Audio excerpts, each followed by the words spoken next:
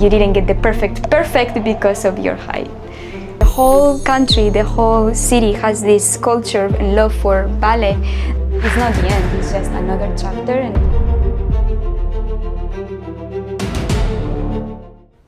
So I have an announcement for you guys. After these美女と野獣 performances in Tokyo and Osaka, I'm planning to take a break from stage, so I will not be performing in the next production, which will happen in February. So we've been thinking about, after 美女と野獣, we will focus on welcoming a baby into our family. ちょっとお聞きしたかったのは、ネレアさんが次の、美女と野獣のステージが最後になるかも、最後というか一回長いお休みになるかもしれないって聞いたんで、それはなぜかなっていう話を聞きたかった。まあ去年のお誕生日の時に、まあちょっと新しい気持ちが始めました。そのスタートで山海さんと話したら、まあ、お二人は、まあ、私の家族はちょっと大きくしたいですの気持ちそう、まあ美女と野獣の時、多分その子供が欲しいから、その次のステップに山海さんと一緒にもっと、まあ、今は仕事だけだから、まあ、子供があったら、まあ、ちょっとマインドもチェンジするから。でもすごくハードになると思いますよ。今山海さんとTheBalletShowのことでいいけど、どっちも考えられなくなるかもしれないっていう、その不安っていうのはありますか？あります。まあ、あと私の家族も日本にいます。そうだ。それはちょっと心配けど、私はいつも山海さんに言う、because 不安あるから、I ask 山海さん、You're gonna help me, right? We're gonna make a team ね。私は一人でちょっと無理かも。そうだから、まあ2人。Yes。彼もパパになるから、お二人の子供だから、でお二人はレース育てるのイメージ。さん3人も育ててるから。2 girls, 1 boy。どうでした？いやもうひどかったです。あんまり覚えてない。ショックだ全部ショックで、私も仕事、このテレビのディレクターやってたから、それをできるんだろうなと思ったけど、全くできなかったんですよ。でもだからちょっとネレアさん心配。できるといいんですけど、やっぱりなんか現実と夢、理想は違うからね。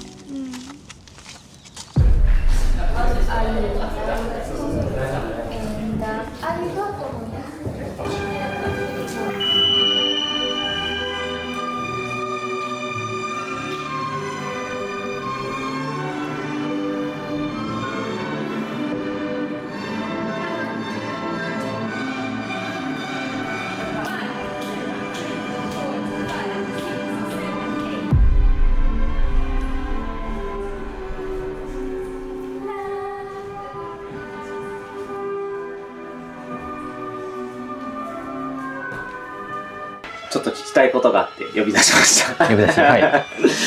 なんか今回ネリアさんが妊活されるっていうところでお話伺ってて、山海さんが曲すごいですね。そうですね。しっかり聞いてますね。はい、私が山海さんが妊活についてどういうふうに思ってるのかなっていう、ちょっと女性側の意見と男性側の意見って結構違うんじゃないかなと思って、狭めて言うと、まず家庭を持つっていうことに対して山海さんはどういうふうに今なんか想像つくのかなっていうところから聞きたいなってそれで言うとどうでしょう。僕の性格上なんかすごく期待してワクワクして待つっていうよりかは、なんか分かんないじゃないですか、その授かり物というか、なのでなんか、期待しないようにすればおかしいですけれども、なんかやっぱり授かったら授かった嬉しいし、だからこう一応フラットというか、妊活始めるぞみたいな感じっていうよりかは、これから作っていきましょうねみたいな感じなのか、もう本当にしっかりといつまでに作っていきたいよねみたいな目標設定みたいなところまであるのかって。でも目標設定は、あって、この「美女と野獣」が終わったら、ちょうどなんか、授かったねみたいなタイミングだといいなっていうのはありますけど、そうですね、気持ちとしてはそうですね、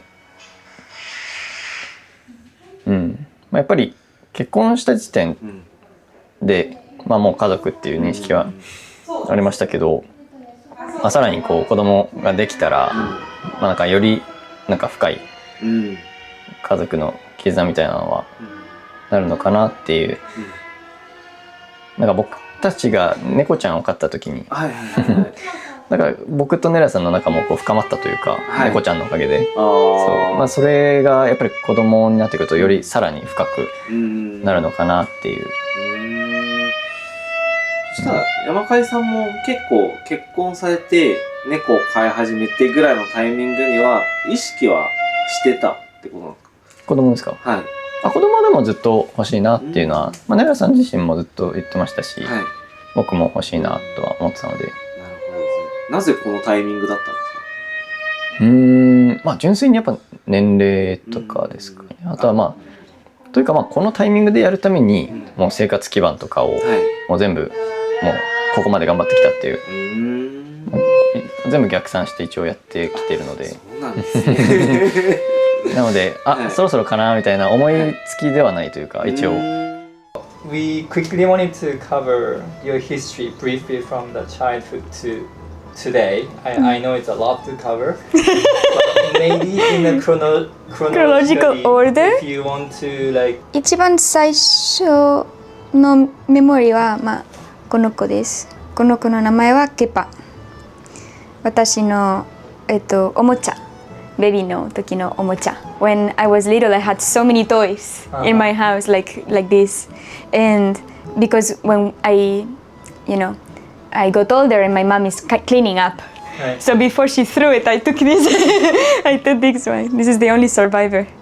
So, one day to our kid, I wanna give it so that he or she can play with it. Here I was probably like 5.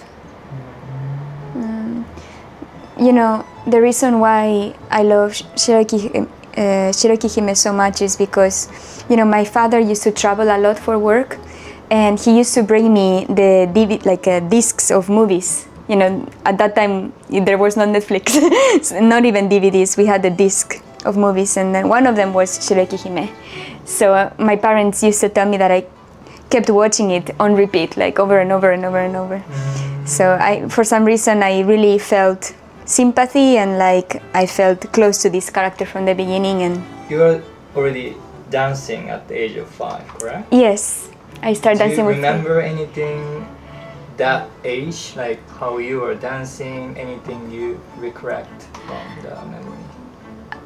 All I can remember is, dancing in groups. I don't really remember like what kind of steps I was doing, but I just remember having fun dancing in a group with other kids, and not just ballet but also also Basque traditional dances. So I just remember having fun with the kids, and also the music. I remember like they were super the senseis were super strict with the musicality from the very young age, like stop and go, mitaina. So no.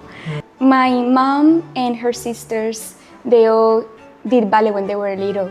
The big push that she felt like, okay, she has to go to ballet was because when I first started walking, I didn't just walk, I just like it's called bourrée, like on my tipitos running around the house. I feel like they saw me really determined and with passion, so of course they wanted to support me. On my dad's side, it was more, of course, as a parent, ballet is not a super stable career, so he always told me like, if your school gets worse, then we're gonna take from your ballet days. This is a program of the Don Quixote production of the Bolshoi Ballet Theater. We used to, stay in line for hours, like wake up at 5-6 in the morning, go to the Red Square, to the Bolshoi Theater, stay in line to get the student tickets. They were like less than $1. Yeah, it says here, student ticket. We used to, because we were part of the Bolshoi Ballet Academy, we had like a student ticket so that we could access very, very cheap. I know that Bolshoi was a very important, worldwide famous ballet company in the world. At that age for you, what did it mean, the Bolshoi? It was unbelievable, like for me to even join.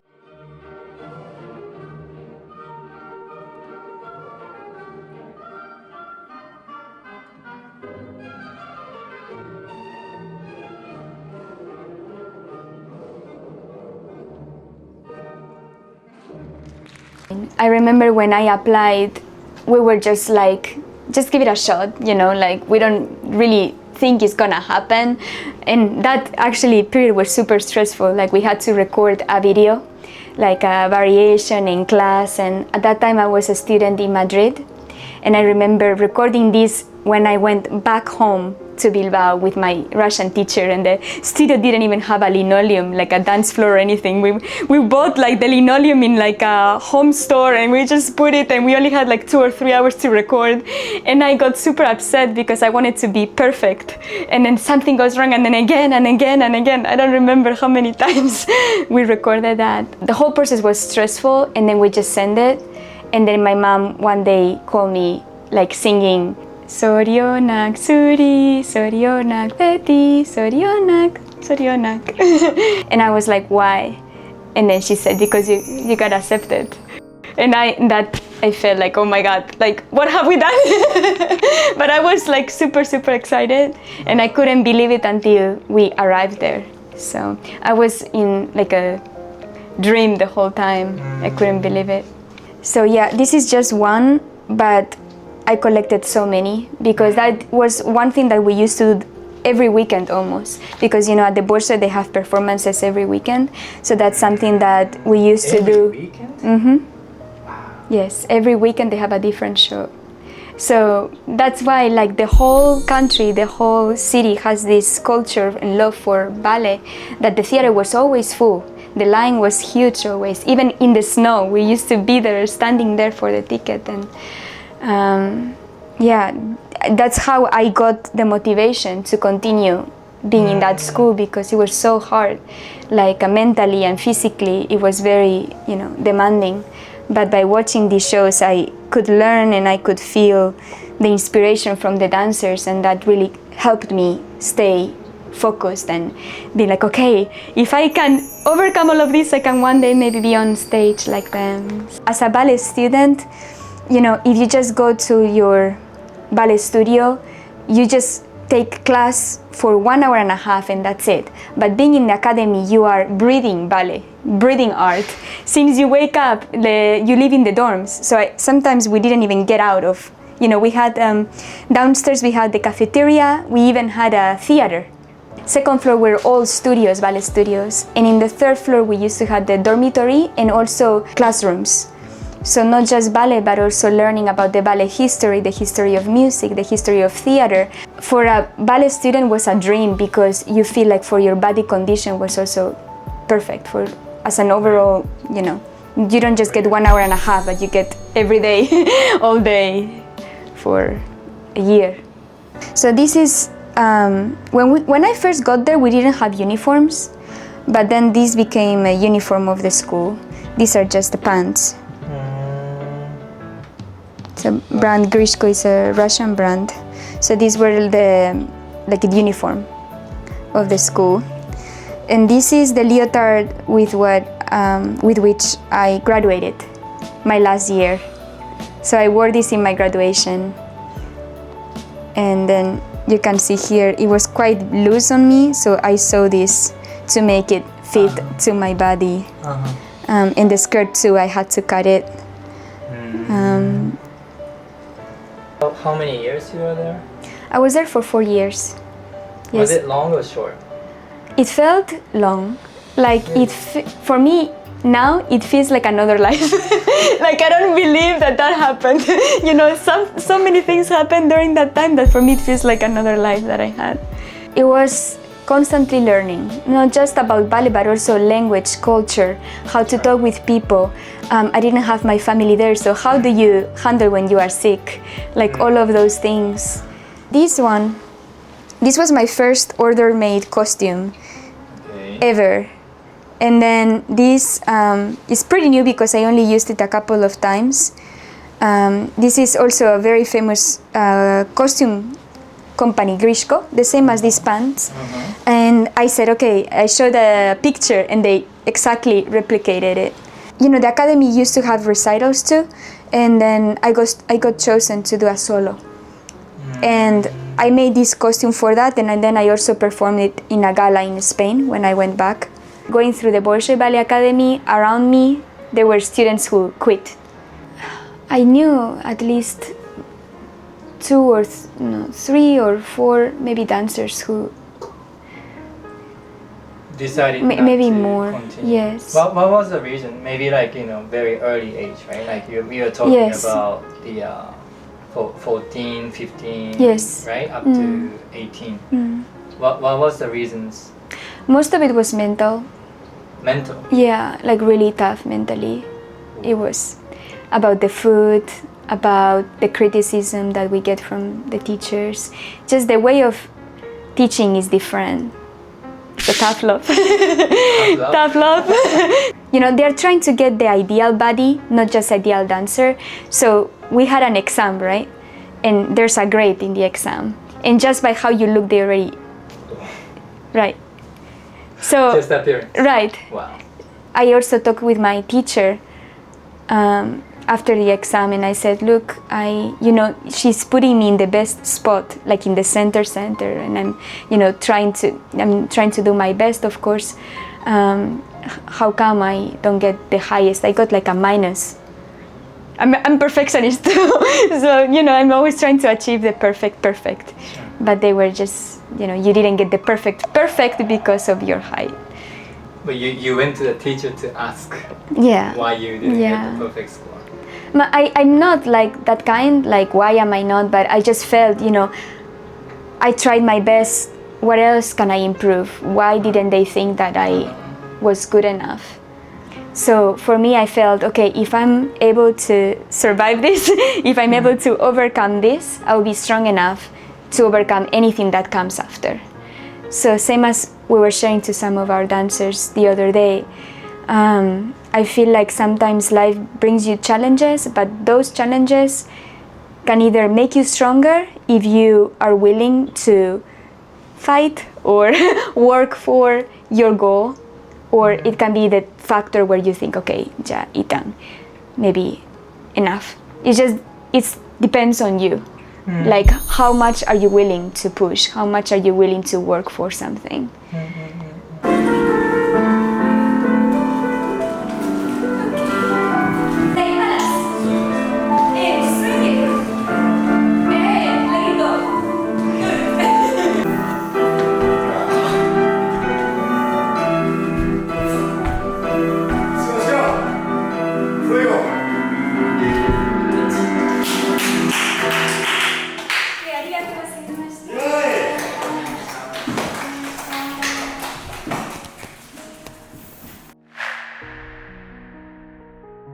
I'm excited, foremost.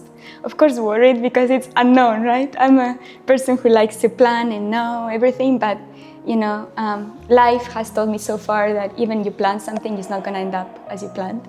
It's very uncertain because you never know what's gonna happen to your body during the process and after, but I see many ballet dancers who had like 4 kids and they're still dancing. So I see that as it's not the end, it's just another chapter, and I feel like it's gonna really also help me as, you know, a dancer and as working with people, directing. I think it's gonna bring me more knowledge and more maybe empathy and like different qualities that it's gonna make me richer as a person. I'm digging through the glove box. I thought I had a map in here. The driver's door doesn't lock. I bought the car my junior year. There's candy in my backpack, and you can pick our soundtrack. We're heading for the East Coast tonight, so pack your bags and hold on tight, 'cause we're taking off. Pack here, track in, pack here, in, track here, in, back coast, hold back there in. Run away with me, we're on the way to New York City. Take my hand and see, Manhattan never looks so pretty.